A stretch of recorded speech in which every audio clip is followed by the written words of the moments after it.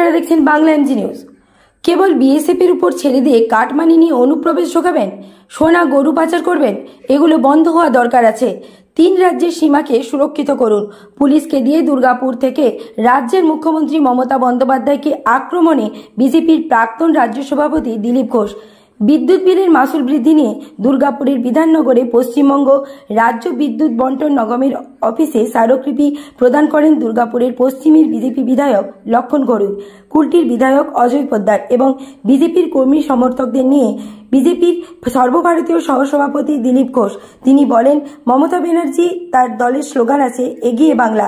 তাহলে কি বিদ্যুতের বিলে এগিয়ে বাংলা? জিনিসপত্রের মূল্যবৃদ্ধিতে এগিয়ে বাংলা? খুন ধর্ষণ লুটপাটে এগিয়ে বাংলা? এর আগে আমরা গণতন্ত্র বাঁচাও নিয়ে আন্দোলনে নেমেছি। এখানে গণতন্ত্রের গোলা টেপে দিয়ে গণতন্ত্র নেই বলে দিল্লিতে চেঁচানো ওদের ফ্যাশন হয়ে গেছে। দিল্লিতে গান্ধী মূর্তির পাদদেশে বসে আন্দোলন করে বিরোধী সংসদরা, আর পশ্চিমবঙ্গে এলে বিরোধী দলের ও সাধারণ মানুষের গণতন্ত্র হরণ করা হয়। নির্বাচন এলে মনোনয়নপত্র দাখিল করতে দেওয়া হবে না, প্রচার করতে দেওয়া হবে না, প্রচার হলে ভোট দিতে দেওয়া হবে না, এমনকি ভোট গুনতেও দেওয়া হবে না। এমনই বিচিত্র গণতন্ত্র এ রাজ্যে। দুর্গাপুর পুর নিগম এলাকায় লক্ষ লক্ষ মানুষের বাস, সেখানেও পরিষেবা থেকে বঞ্চিত হচ্ছেন তারা। এতদিন ধরে দুর্গাপুর পুর নিগমের মেয়াদ উত্তীর্ণ হয়ে গেছে, তবুও নির্বাচন হচ্ছে না। ভোট লুট করার চক্রান্ত চলছে বলেও কটাক্ষ করেন তিনি। পশ্চিম বর্ধমানের দুর্গাপুর থেকে নিমাই দাসের রিপোর্ট, বাংলা এমজি নিউজ। আজকে সারা পশ্চিমবঙ্গ জুড়ে আমরা কয়েকটি বিষয় নিয়ে আর আন্দোলন করছি, তার মধ্যে বিদ্যুৎ মাসুল। পশ্চিমবাংলা সবচেয়ে বেশি বিদ্যুতের বিল নেয়। আমরা মমতা ব্যানার্জি বা তার পার্টির স্লোগান শুনেছি এগিয়ে বাংলা, এগিয়ে বাংলা। কেবল বিদ্যুতের বিলে এগিয়ে বাংলা? কেবল জিনিসপত্রের দামে এগিয়ে বাংলা? খুন ধর্ষণ লুটপাট দুর্নীতিতে এগিয়ে বাংলা? নাকি মানুষকে পরিষেবা দেওয়ার দিকে এগিয়ে বাংলা হওয়া উচিত? এই ব্যাপারে বিদ্যুৎ বিল বাড়িয়ে এগিয়ে বাংলা আমরা চাই না, তাই রাস্তায় নেমেছি। এর আগে আমরা গণতন্ত্র বাঁচাও নিয়েও বিভিন্ন জায়গায় আন্দোলন করেছি।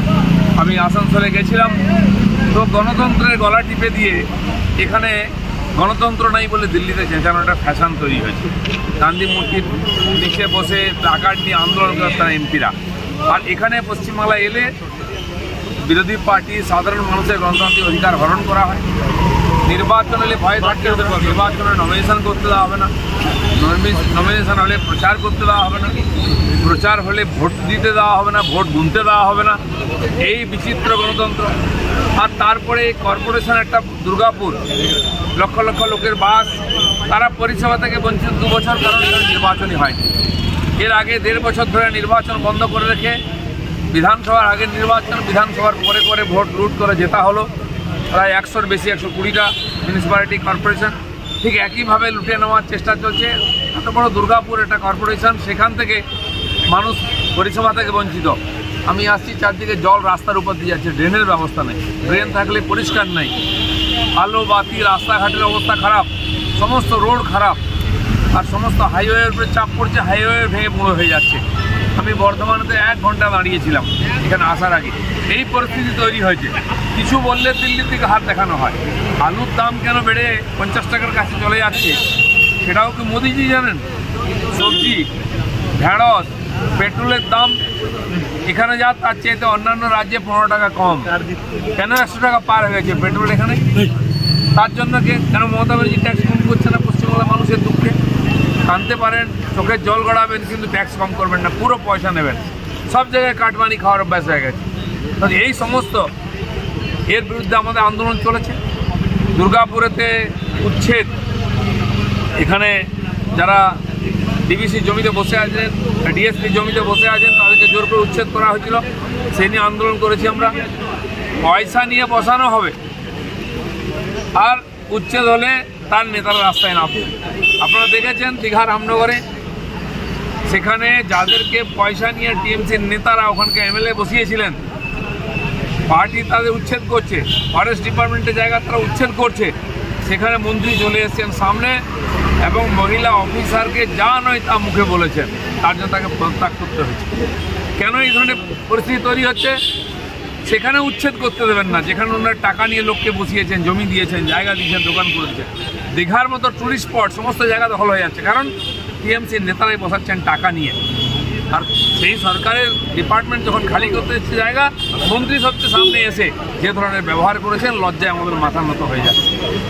আর উচ্ছেদ কোথায় হবে? কলকাতার ফুটপাথ নেই, রাস্তাঘাট নেই, গাড়ি দাঁড় করাবার জায়গা নেই, হাঁটার জায়গা নেই। সরকার সেই ফুটপাথ উদ্ধার করতে গেছে কোথায়? বালিগঞ্জে, কোথায়? ঠাকুরিয়ায়। সম্পূর্ণ হিন্দু উদ্বাস্তু গরিব মানুষরা যেখানে করে খাচ্ছেন সেই ফুটপাথ খোলা হচ্ছে।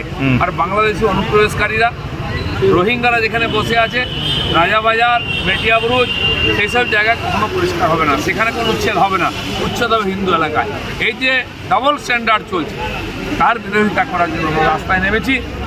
পশ্চিম বাংলার মানুষ আজকে হাহাকার করছেন, সরকারি পরিষেবা নেই, অথচ ট্যাক্স বেড়ে যাচ্ছে, তোলাবাজি চলছে, সব জায়গায় কাটমানি চলছে। ফ্ল্যাট কিনতে যান কলকাতা আশপাশে এবং সমস্ত বড় শহরে আজকে ফিক্স হয়ে গেছে, প্রতি স্কোয়ার ফুটে পুলিশ 100 টাকা নেবে, নেতা 100 টাকা নেবে, কাউন্সিলর 100 টাকা নেবে।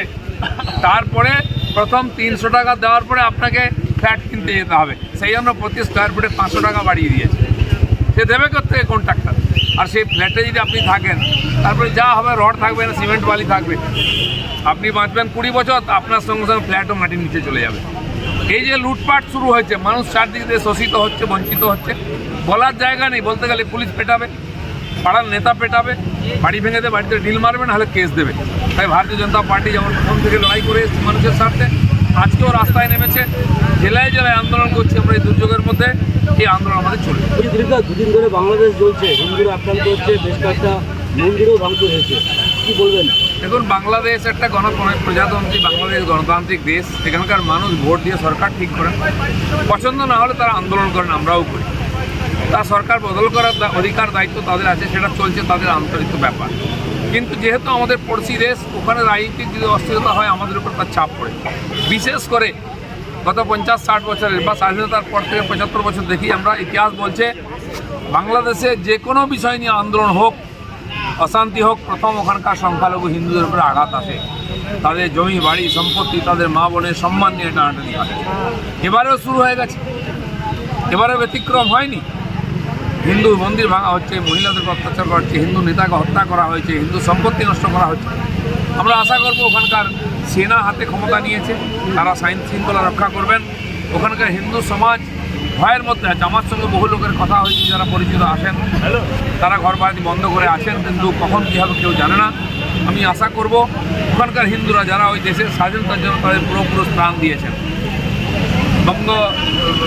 বাংলার স্বাধীনতার জন্য লড়াই করেছেন, প্রাণ দিয়েছেন, জয় বাংলা স্লোগান দিয়ে ঝাঁপিয়েছেন, তারা তাদের অধিকার নিয়ে নিজের পূর্বপুরুষের জমিতে নিজের দেশে থাকবেন, সেই ব্যবস্থা ওখানকার সরকার করবে। আমরা সতর্ক আছি, নজর রাখছি, যাতে ওখানকার হিন্দুদের উপরে যে অত্যাচার হয়, এখানেও প্রতিক্রিয়া হওয়ার সম্ভাবনা আছে। সেরকম কিছু হবে না আশা করে আমরা আছি। আশা করব শান্তিতে মিটে যাবে, তারা আবার সরকার গঠন করে শান্তিতে থাকবেন। কিন্তু মজার ব্যাপার, ওখানে ছাত্র আন্দোলন শুরু হতেই এখানকার যে পার্টিগুলো স্টেটমেন্ট দিয়েছিল, মমতা ব্যানার্জি প্রথমেই বলেছিলেন যে সারা পশ্চিমবঙ্গের সাথে সাথে দুর্গাপুরে যেভাবে ইলেকট্রিক বিল যেভাবে বাসুল বৃদ্ধি হচ্ছে, আমরা বলেছি প্রতি মাসের বিল মাসে নিতে হবে। 3 মাস বিল দেওয়ার ফলে যেভাবে জোড়াসুরে বিল হয়ে যাচ্ছে, গরিব মানুষের অবস্থা খুব খারাপ হয়ে যাচ্ছে। সঙ্গে সঙ্গে যেভাবে দ্রব্যমূল্য বৃদ্ধি, আজকে আলু 40 টাকা কিলো, আজকে পেঁয়াজের দাম, রসুনের দাম, আজকে টমেটোর দাম, সবজির দাম যেভাবে বৃদ্ধি হচ্ছে, ট্যাক্স গঠন করেনি সরকার, তাই দ্রব্যমূল্য বৃদ্ধি হচ্ছে। সঙ্গে দুর্গাপুরে অবৈধ উচ্ছেদ চলছে, এই উচ্ছেদের বিরুদ্ধে আমরা যাই আন্দোলন। সে কারণে আমরা এসেছি, আমাদের সৌভাগ্য দিলীপ ঘোষ মহাশয় এসছেন। আমরা প্রতিবাদ এই কারণেই যে ইমিডিয়েট ইলেকট্রিক বিল কমাতে হবে। কেন্দ্রীয় সরকার ইতিমধ্যেই 300 ইউনিট ফ্রি বিল করেছে, তারপর বিল দেওয়া হচ্ছে। ঝাড়খণ্ড, বিহার যেভাবে ইলেকট্রিক বিল নিচ্ছে, বাংলা কেন এগিয়ে? বাংলার বৃদ্ধি হচ্ছে, লক্ষ্মী ভান্ডারের নাম করে টাকা দেওয়া হচ্ছে, মদের ট্যাক্স বৃদ্ধি করে দেওয়া হচ্ছে, ইলেকট্রিক বিল বৃদ্ধি করা হচ্ছে, পরিমাণ অসুবিধা রয়েছেন। তার প্রতিবাদে আমরা আজ বিক্ষোভ মিছিল আয়োজন করেছি। আমাদের সৌভাগ্যের বিষয়, আমার সকলের শ্রদ্ধেয় নেতা, প্রাক্তন সভাপতি, প্রাক্তন সাংসদ দিলীপ ঘোষের নেতৃত্বে আমরা লড়াই করছি। তিনি এসছেন, তিনি বিষয় সামনে রাখবেন। দিলীপ দা।